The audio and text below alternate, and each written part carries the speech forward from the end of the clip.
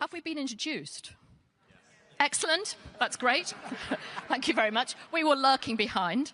Well, welcome to our final session. We want to give you a bit of an optimistic end, I think, and sort of send you on your way. And I have to say, just to keep you going, there is a drink at the end of this downstairs. So that's something to look forward to. I mean, this session is called "How to Win the Future." How do we move forward in this age? And I thought rather than me meandering on, I would summarise what I felt had come out of some of the sessions earlier today, or some of the main themes that maybe we can address briefly. So first of all, and perhaps most fundamentally, progressive patriotism. What on earth does that mean, and how do we put that into action? How do we become parties of success, but at the same time not leave people behind? How do we make sure policy and politics need to work together better? What do we mean by patriotic renewal, and how do we balance that against the politics of grievance? How do we take the theme of building and make that a reality? Because I think we've heard that a lot during the day. And I have to say, for me, the sort of favourite slogan, if you like, that I heard during the day, that was from our Danish colleague earlier on in the day, was "They go low, we go relevant." And I thought, if any of us, if in terms of something to pin on your wall and think that has to be the core way that we move forward, for me that was really, really powerful. Welcome very much to our panellists. I'm going to call them David and Pete. I'm not going to try and introduce them in any more detail because you know their bios, and that would take far too long. And I wanted to focus our remaining time really on just a few key questions, but really ask our panellists to take those where they wish to take them. I guess the first one is the fundamental one, which is if we take the idea of progressive patriotism, what does that mean for you, and how would you take it forward? So, who wants to start? Pete, why don't you kick off? All right. Well, first of all, so pleased to be here. Thanks for the chance to be in such company. And I would start by reflecting that it wasn't that long ago that progressive patriotism was considered in our country a contradiction in terms. And my generation of Democrats spent a lot of effort and time trying to fashion something that was different. And where we landed was that, not unlike religion in the U.S. context, patriotism can either be a cudgel that is used to exclude and to beat people down, or it can be a way to summon more and more people into a shared national project. It can either be a basis for mistrust, as in there are the patriots and there are the others who are not to be trusted, or as our president would say, the enemy within. Or it could be patriotism as a way to establish trust in places where it doesn't already exist. So one of the formative experiences of my life was serving in the military, being deployed to Afghanistan, where I would get in, anytime my vehicle was to go outside the wire, the people getting in my vehicle were not interested in whether I was going home to a girlfriend or a boyfriend, or what country my father emigrated from, or whether I leaned left or leaned right. They just wanted to know that I'd studied the briefs on where to watch out for improvised explosive devices on the road between Kabul and Bagram. And we learned very quickly to trust each other with our lives, even if we had really nothing in common besides the flag on our shoulder. Different backgrounds, different stories, different ethnicities, definitely different politics. And yet we were able to fashion that trust. That is the style of patriotism that I think is absolutely available to all of us. And what makes it progressive, of course, is structuring it in a way that is inclusive, rather than about who you can keep outside of the boundaries of that circle of who is patriotic that you have drawn. And how do you make that happen in the next stage of the Democrats in the States? Where do you take that? To me, it's summoning everybody into a shared national project. And there are plenty of flavors of that are available to us. What we are up against as a country is not each other. Or at least that's what I'm going to assert, talking to whether it's my neighbors in Michigan or my fellow Americans when I'm out on the road.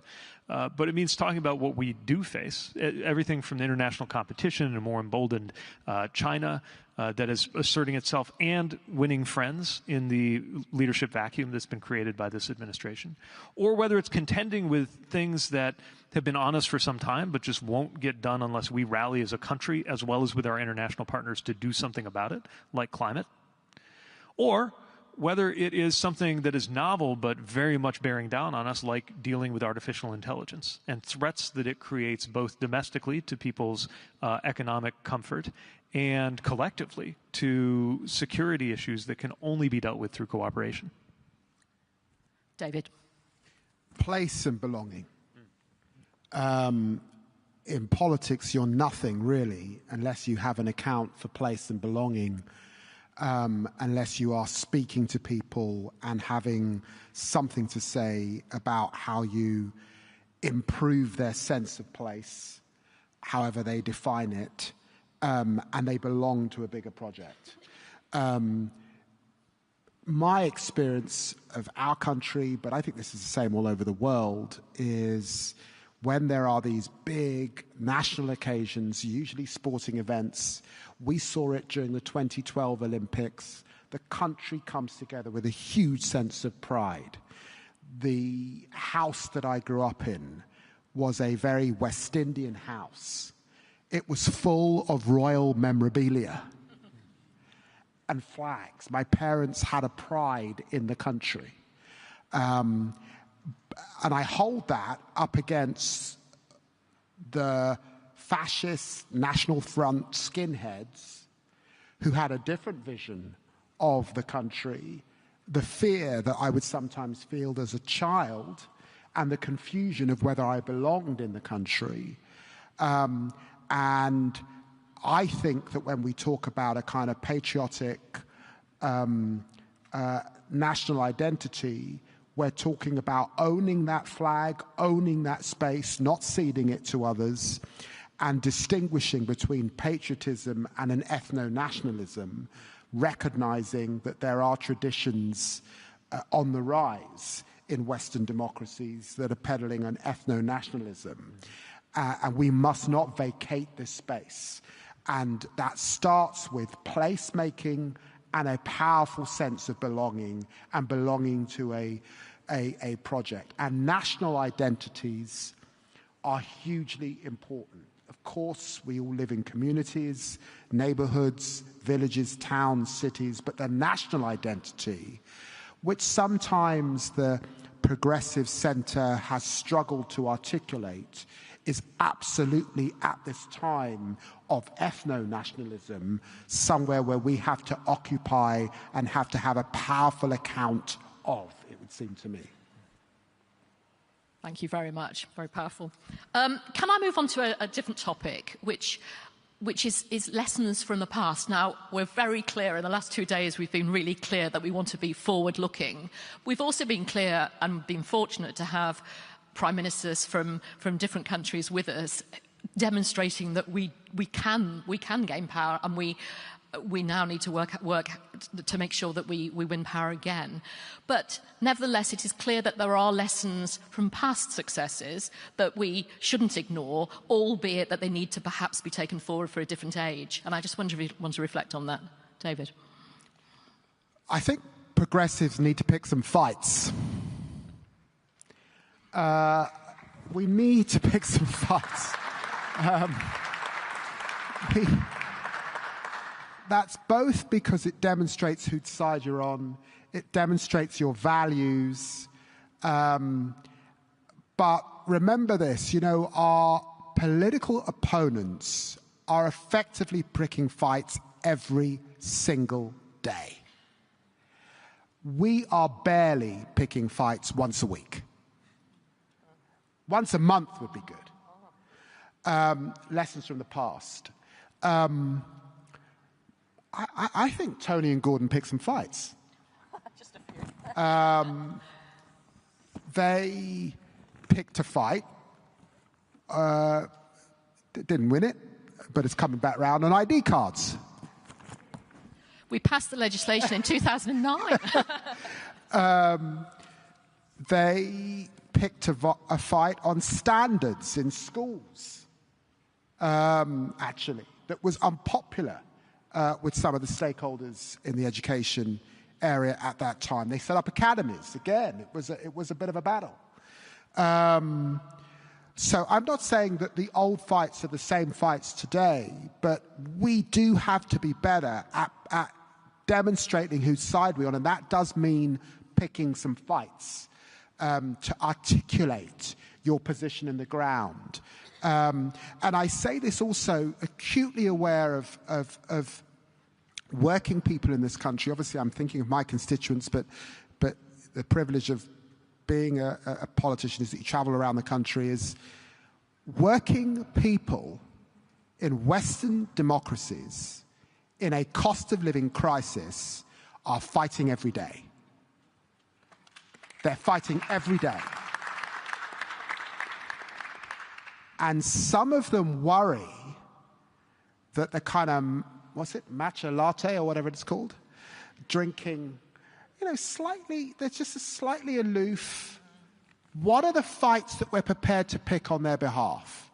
And are we prepared to just cede that ground to our political opponents? So I say that very, very seriously, that successful, progressive governments of the past were really clear on whose side they were on, and they were not afraid to pick some serious fights.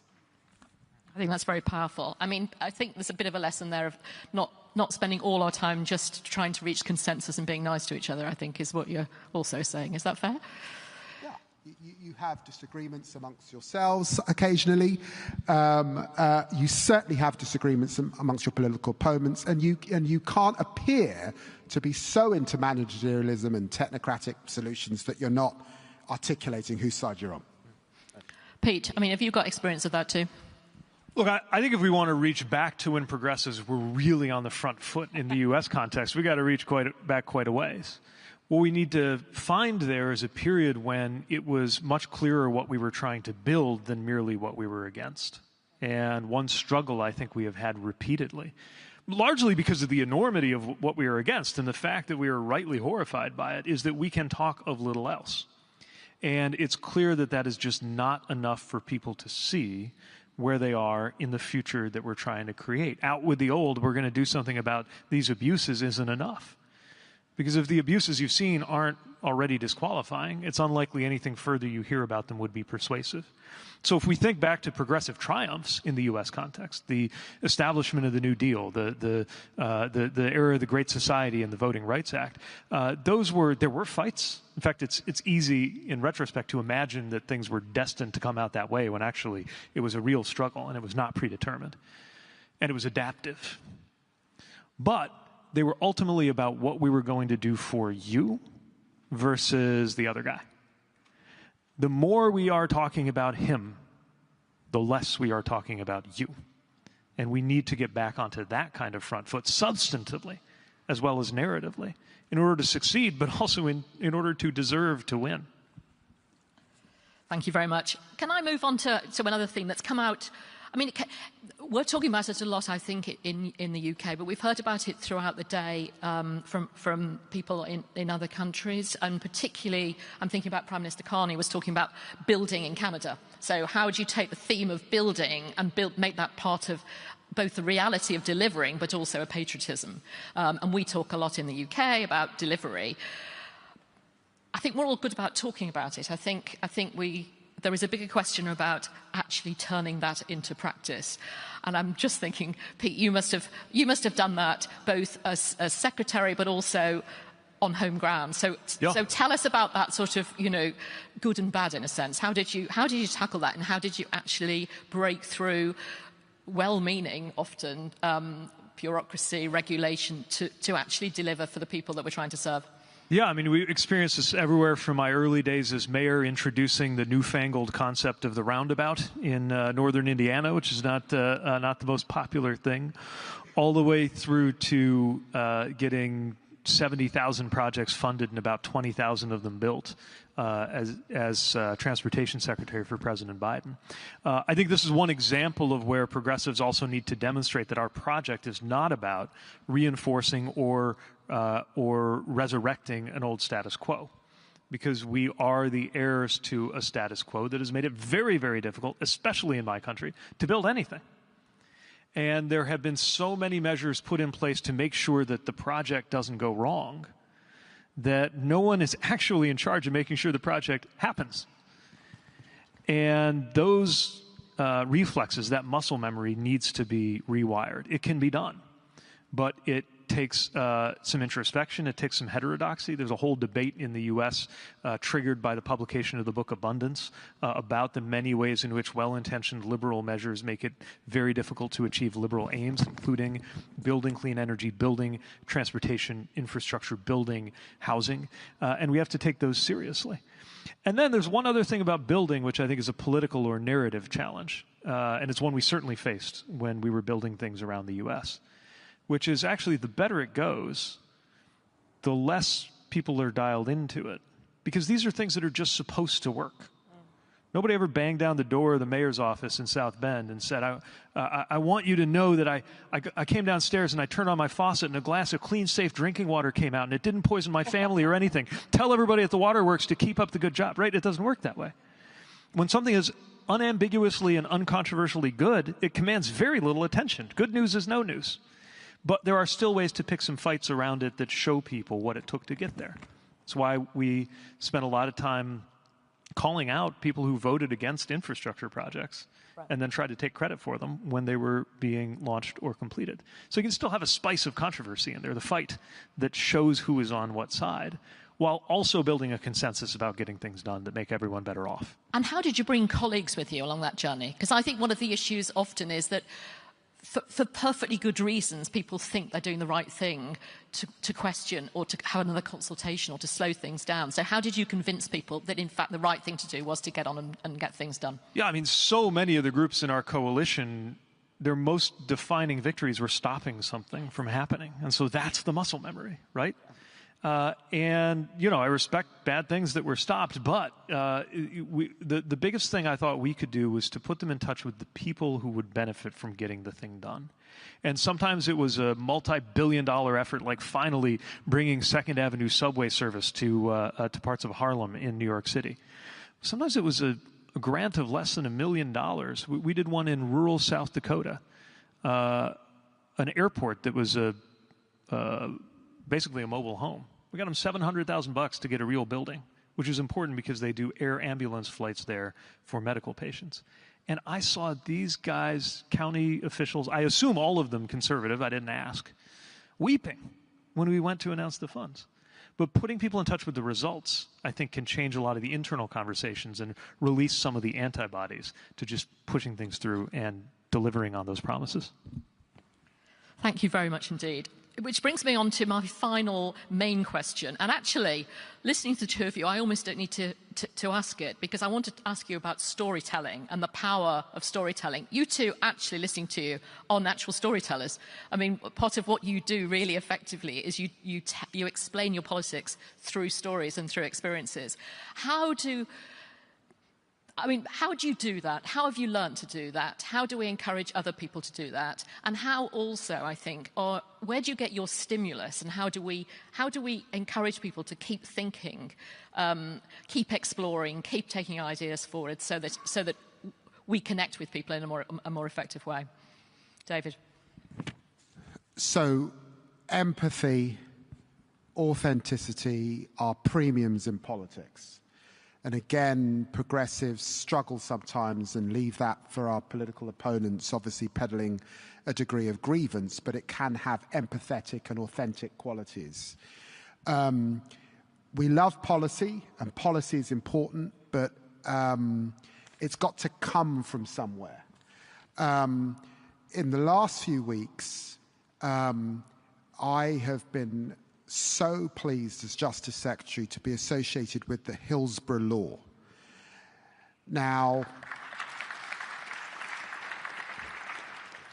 when I arrived in the department, it was being described as a new duty of candor and providing legal aid for families who are seeking justice if there's been an injustice. And I sort of changed that up. It's bigger than that.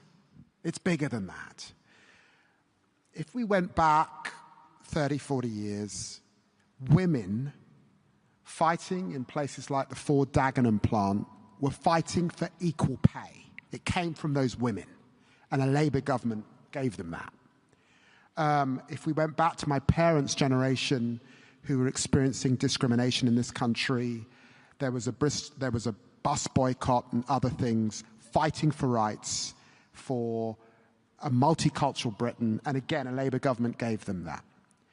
Here we have families who've experienced all sorts of scandals in blood transfusions, in post office scandals, in Windrush, in Grenfell, and of course the Hillsborough families after a football stadium and police cover-up. And a Labour government is transferring rights and giving them rights. That's history, that's emotion, that's empathy, that's storytelling. And we've got to be in that place. And then the second thing I've learned after 25 years, people think that politics is all about talking. It so isn't. I learnt when I was in opposition, and I had the joy of hosting a show on LBC, that one of the gifts that politicians have to have is the ability to listen. And you listen to folk, you hear their stories, and you tell their stories back.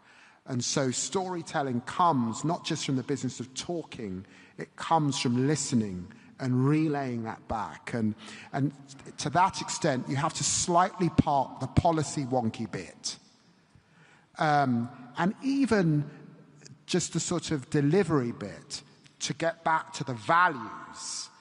I'm on your side, I'm empathetic, I'm authentic, and that's why I want to deliver this school, this nursery, this hospital, more police on your behalf. Thank you. Pete. Well, let me enthusiastically endorse that insight from David. That storytelling is a two-way process, and it's about going out, watching the faces rise and fall in town halls and events. It's why I go into conservative media all the time, to see what resonates and make sure that what we think of as the story is authentic to people's lived experience. But I actually, if I could, I'll answer your question about storytelling with a story. So reaching back before I was in federal service, before I ran for president, to where I grew up, South Bend, Indiana, in the industrial Midwest of the United States, was the company town for a car company, Studebaker. It was as big in its day as Ford or GM. The last Studebaker rolled off the line in 1963. And I grew up in a city that was still haunted by its ghost. I didn't even know until I left that it was unusual to have hundreds of acres of collapsing factories around you on the way to school that looked like they'd been bombed out in a war. And the question by the time I took office as a 29-year-old mayor, arguing that our city did not have to go the way of the national press that had literally written us up as one of America's 10 dying cities, was that we could do it differently, but we had to tell a different story about ourselves. And there were two elements to that story that I have seen throughout the proceedings here as central themes. One is about delivery, taking care of the basics, and the other is about belonging. First, taking care of the basics. In a municipal context, it's literally the basics. Clean, safe drinking water and trash pickup and all of those things that a well-run city does. But of course, we can extrapolate from that into the ways in which our progressive movements need to make clear how our countries can better take care of the basics of affordability and transportation and healthcare for people, where I wouldn't be a progressive if I didn't believe we have better answers on that and better results to show for it. But that actually wasn't enough. For a lot of the people where I grew up, if you lost your job as a machinist in the auto industry and a well-intentioned progressive program came along and trained you or offered to train you and said, guess what, we're going to get you the same income, only now you're going to be a nurse's aide. Even though that's a perfectly worthy occupation, that person's identity is not spoken to by that. And they're going to be even more alienated. Even if you figured out how to substitute their income, because you did not substitute their sense of belonging. So what we did locally was we crafted a sense of belonging that was about the project of the city itself. It was about recruiting people into an almost militant identification with not being written off as flyover country or a dying city, but rather moving our community forward. People felt like they were part of that. I really knew we were getting somewhere when we redesigned the flag of the city and someone got it tattooed on them. I said, all right, now we're there. But you can, of course, imagine what this looks like in a national context, too. That community belonging has an analog in terms of a healthy versus unhealthy sense of patriotism. Just like the local sense of delivery has an analog in terms of that insistence on taking care of the basics. If we do that, then the story has the most important quality of any story, which is the person listening to the story sees themselves in it. I was going to stop, but actually...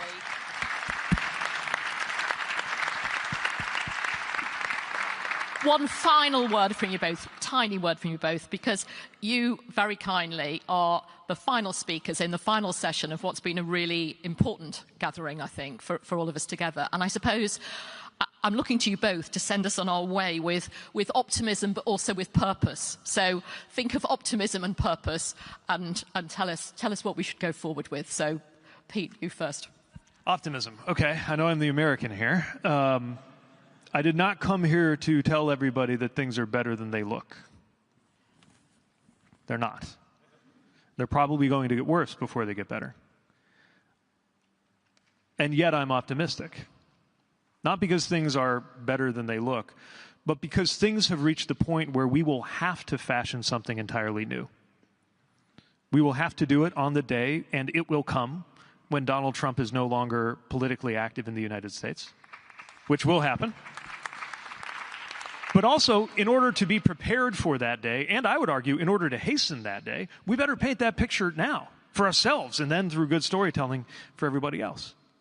And that means we need to avoid the appearance or the reality of being committed to retrieving some prior status quo, which is very hard. We are horrified by watching all of these things being demolished around us, institutions, departments, norms. But And by the way, it is criminally wrong to have demolished them. I'm thinking of things like the U.S. Agency for International Development or our Department of Education, but also, of course, international frameworks. It is criminally wrong to demolish them, but nobody on a clean sheet would design them the way they were in 2024.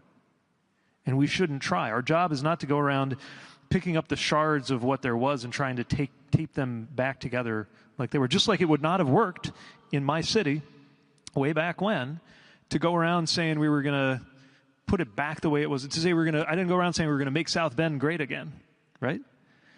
We have an opportunity and an obligation to develop something new, and to me that is propulsion. Propulsion rather than paralysis, precisely because of the proportions of what we're up against. Thank you. David, final word.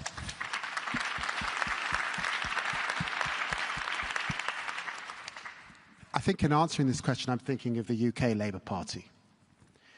I'm thinking of Attlee and the Attlee government. I'm thinking of them facing a country in rubble after the Second World War, facing rationing, and still leading and forging the National Health Service, the welfare state, public services, and still, by the way, going on to lose the next general election and not get a second term. I'm thinking of Wilson. I'm thinking of devaluation, how tough it was in those early years. And I'm thinking of the white heat of technology and that sense that Wilson picked up after Macmillan of modernity and embracing modernity and owning the future and taking our country forward. And I'm thinking of the fuel crisis in the early days of Blair Brown and a pressure that the government was under. And again, that powerful sense of rebuilding public services after the Thatcher major period. I'm also holding this, that the Labour Party was only in power in the 20th century for 22 years. Already in the 21st, we're on course to get about 14, 15. We're going to get more than 22. We're going to get that I would go to the bookies and put money on. So the point is hope, vision, stay the course, keep to your values, And please, we have to stay united on behalf of working people if we hope to keep the public's trust. That's what I keep in mind.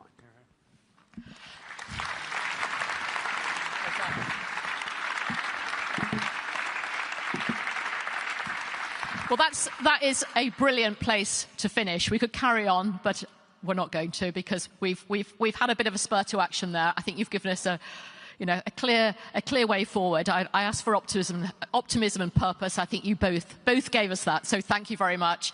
And that brings us to the end of the session and end of today. Please join us downstairs for drinks. But can I ask you first to say thank you to our panelists? Thank you so much for our brilliant final session. As Sally said, please head downstairs immediately. There is a very nice drinks reception waiting for you with Prime Minister Carney. Thank you so much.